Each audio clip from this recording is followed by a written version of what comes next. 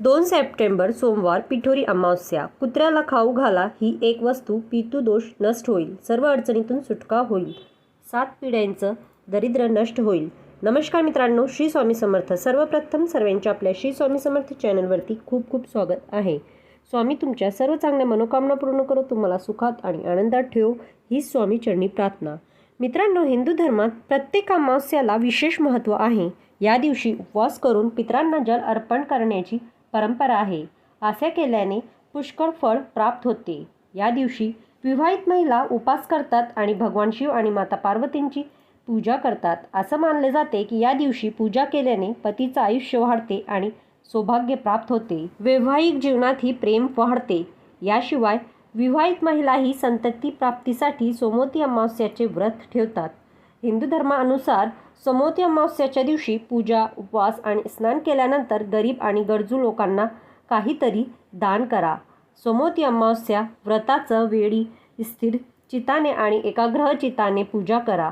सोमवती अमावस्याच्या दिवशी विधी व सुव्यवस्था राखून पूजा करावी। असं मानलं जाते की या नियमाने पालन केल्यास सर्व इच्छा पूर्ण होतात। तसेच हिंदू मान्यतानुसार कुत्रा ही भगवान भैरवाची स्वारी मानली जाते।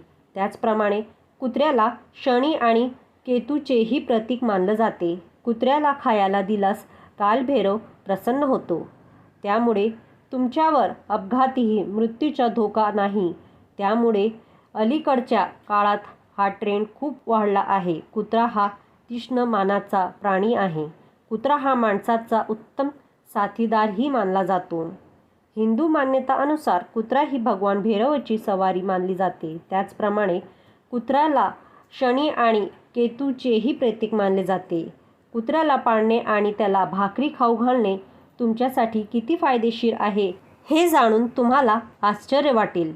त्यामुळे कुत्र्याला या पिठोरी अमावस्याला ही एक वस्तू खाऊ घातलेली तुमचे जीवन बदलू शकते। चला तर मग जाणून घेऊया याबद्दलची संपूर्ण माहिती।